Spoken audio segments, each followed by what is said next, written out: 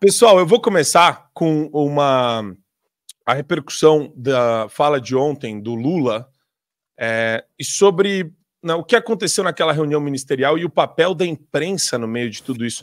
Isso é o mais impressionante. Vejam vocês. Janja acolhe choro de Nízia depois de cobrança de Lula em reunião ministerial. Além de ação contra a dengue, o presidente também cobrou ministra pela morte dos Yanomamis, pela polêmica resolução do aborto, pela crise nos hospitais federais no Rio de Janeiro e pelo relacionamento com Lirinha e Pachequinho, Congresso. E o mais engraçado de tudo isso, eu estava ouvindo CNN, minha dose diária de autoimolação, né? Sadomasoquismo, e o pessoal da CNN estava falando que a ministra ela ficou preocupada pela repercussão do choro porque a repercussão foi muito machista, misógina, sexista, só porque ela é mulher, e ela fala isso. E eu vou aproveitar e colocar a assessoria de imprensa do Lula para vocês assistirem um pouquinho de Daniela Lima falando sobre a repercussão dessa reunião. Bolsonaro de covardão agora, nesse discurso. Diz que o golpe não aconteceu, não só por conta de algumas pessoas das Forças Armadas que se opuseram, mas porque Bolsonaro era um covardão, abro aspas, que passou um mês chorando dentro de casa sem saber o que fazer, fecho aspas. O que é que o presidente tem 8 anos de governo nas costas, depois foi fiador de uma outra candidata que passou 6 anos no poder. O presidente sabe o que vai ser manchete amanhã. Não vai ser os 15 quilômetros, 1.500 quilômetros de obra que o Ministério do Transporte está fazendo. Vai ser o fato dele ter chamado o antecessor dele de covardão e de ter dito que o golpe não aconteceu por pouco.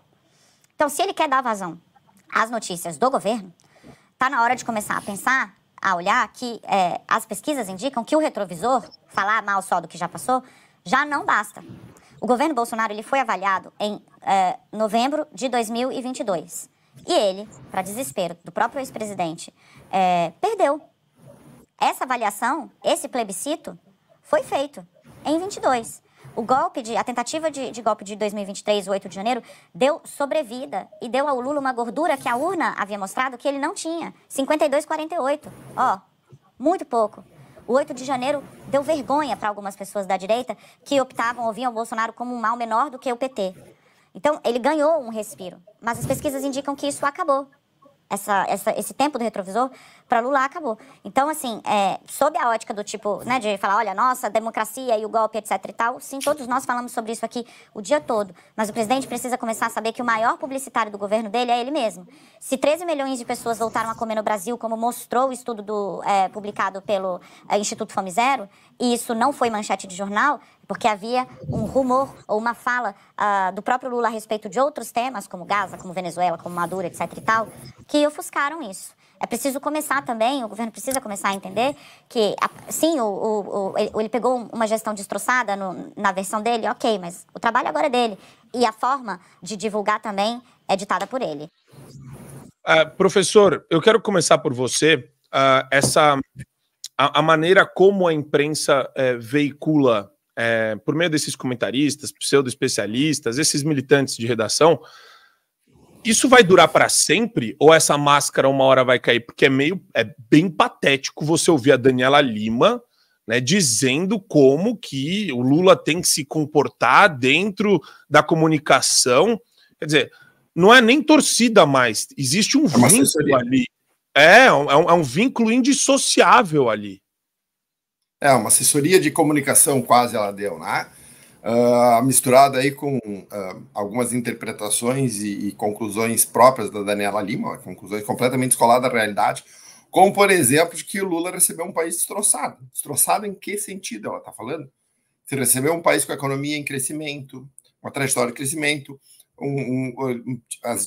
a dívida diminuiu, foi o primeiro governo desde muito tempo que reduziu o peso do Estado, né? O gasto sobre o PIB público caiu em relação ao PIB no governo Bolsonaro, deixou com superávit, economia crescendo, deixou de presente para o Lula a maior safra da história de grãos, foi plantada no governo Bolsonaro e colhida no governo Lula. Então, quando ela fala em economia destroçada, um país destroçado, ela está criando um cenário que não existe.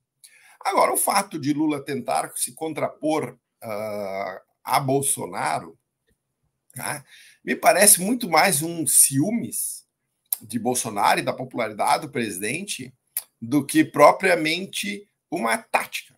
Porque eu acho que Lula, ao ser exposto às imagens da popularidade de Bolsonaro, né, não consegue se controlar, no sentido que ele imaginava que ele era o presidente que seria recebido nos braços do povo. Mas ele não é o presidente que é recebido nos braços do povo, muito pelo contrário. Tá? Ele chama o Bolsonaro de covardão em salas fechadas, ao mesmo tempo que ele não tem coragem de sair à rua e enfrentar o povo que ele mesmo afirma que ama ele. Então, eu acho que nenhum dinheiro do mundo vai conseguir fazer com que a popularidade de Lula cresça via mídia tradicional. Porque a mídia tradicional, a população já entendeu como ela funciona, ela já entendeu que virou um blog e uma assessoria de comunicação do governo, tá? E, portanto, ela perde credibilidade para aquilo que ela se propõe, que é informar as pessoas com isenção e deixar que elas tomem as suas próprias, ou tirem suas próprias conclusões. Então, essa é a mídia tradicional. Se o Lula conta com a mídia tradicional para recuperar a popularidade, ele está fadado ao fracasso. Para você ter acesso ao conteúdo integral do Fio Diário, é fundamental que você assine agora a plataforma e aproveite as condições que a gente tem promocionais para você ter todos os acessos aos programas Adrilho sobre Tudo, Marco Antônio em Direita, Além do Ponto G, entrevistas com personalidades nacionais e internacionais, óbvio, Show da Manhã e várias outras atrações do Fio Diário.